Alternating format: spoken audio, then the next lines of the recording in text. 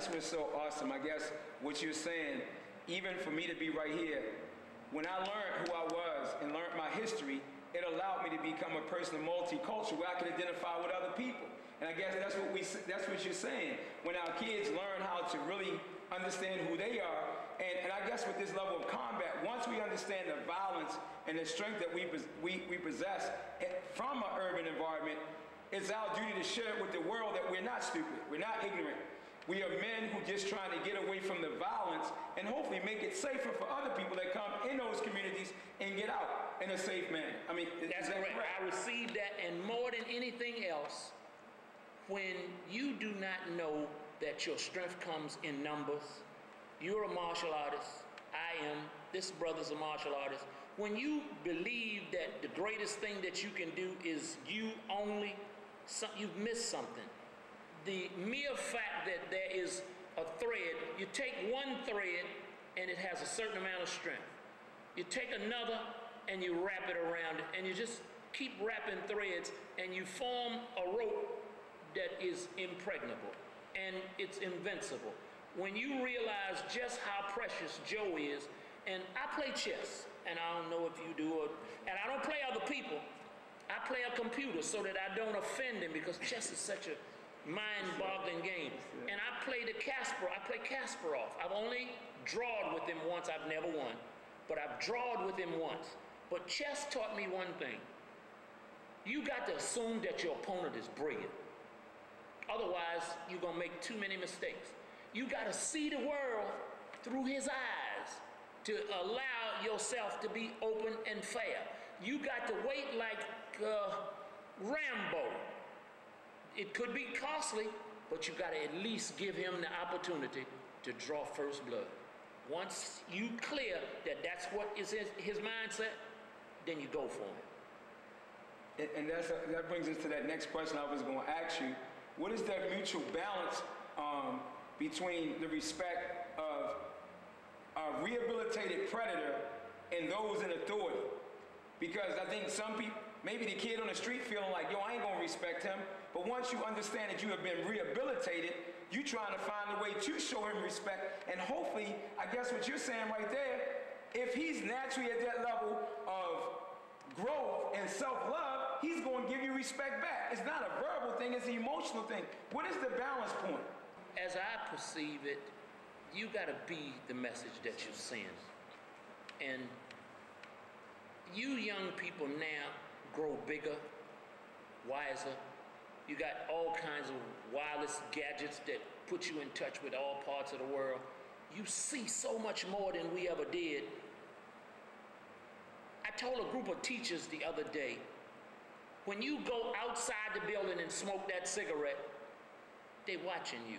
It says that you disrespect yourself, and so he's not likely to even hear what you're talking about mathematics. You gotta be the message that you send. So all day around the planet that I move about, I try to move in a manner, not exaggerating, but at such a point where little Joe that's 14, when he calls me Mr. Melvin, I say, don't call me that. Call me Black or call me Melvin, and I'm gonna call you Joe, because both of us are grown. I don't want you to think because you're 14, you gonna get away with making mistakes. Men don't make mistakes. They, like Nike, they make it happen. You're gonna be held accountable for every error that you make, and it might cost you your life. The greatest discomfort that has ever come to men from another man has not come from what he did, it's come from what he said. All the world's worst wars came from words, no strikes. So when you call another man out of his name, and you holler across the street, dog, and the word that I have grown to hate, and I hear it constantly from two guys now that are moving all about the planet. I can't wait to be in their presence at some point in time. One of them's name's Bill Cosby, and the other one's a professor. I don't know what his name is, but they hate the word nigger. But I learned how to use it listening to Bill Cosby's friends, Moms Maisbley, Slappy White, Richard Pryor. We the only nationality on the planet that get rich off of abusing self. And so now that you've got all the money on earth, you're gonna go around the planet telling people not to say it, you're a hypocrite. I can't wait to be in your presence, Mr. Cosby, so that I can say that to you, so that when you reach out, I can tell you, hey man, I fight. We around the same age. I break everything on you. Yes, sir. Yes, sir. And I guess that brings us to that. Somebody might see this and say, man, they ain't talking about combat. I thought he was going to teach me how to kill. But a real man, from what I'm getting, a man in the world of martial arts, I guess I told Master Mitchell one time, you hold June Rhee up here.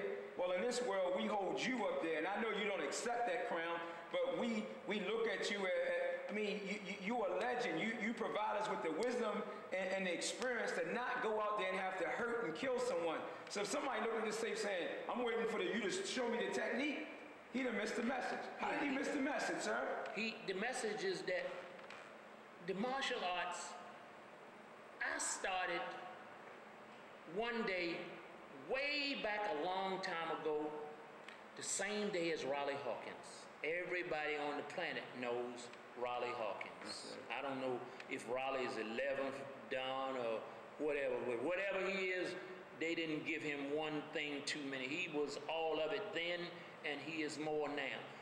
We had a class of about 200, and when we graduated, it was only 3 of us still there. I joined because I was boxing around the Police Boys Club and the YMCA. And it came a time one day when I reached for the ping pong paddle because I wasn't really next in line, but another guy that I saw with locks around his head and a little curly, looked timid, he was really next, but we reached for the paddle at the same time. He got to the paddle first, and so I stuck my left hand out at him, and it missed. And I turned it under. I shot it and turned it under, cute, and then looked the other way like I know I'm gonna hit him, and it missed. And then I shot my right back at him, and it missed. And then it dawned on me that I'm looking up from the ground. And I'm mystified as to how this is happening, but I'm still selling him death. Oh yeah, I'm on here. And so the man comes out of the room and says, I'm gonna tell you something, Melvin. You're one of the better boxers that they got around here. His father teaches the Green Beret something called karate. That was way back, that was 800 years ago. And so I said, don't mean nothing to me. I'm trying to get with him. He said, do you realize where I'm talking to you from? I said, yeah, on the ground, I slipped. He said, yeah, on his foot. You slipped on his foot. And then, do you recognize that knot on your chin?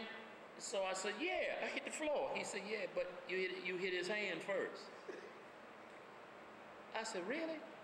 He said, every now and then, you got to not judge a book by its cover. He said, this kid is lethal. And so I said, well, what did he do? He said, that was karate that he used on you. They started a class around the YMCA 6 months later. I was the first guy on the list. A martial artist and a boxer have contests. It's just a matter of time before they drag the boxer out the ring. It's impossible for him having 2 things that he uses to represent himself to defend against a guy that's got 9. Both hands, elbows, both knees, feet, and the head. It's virtually impossible.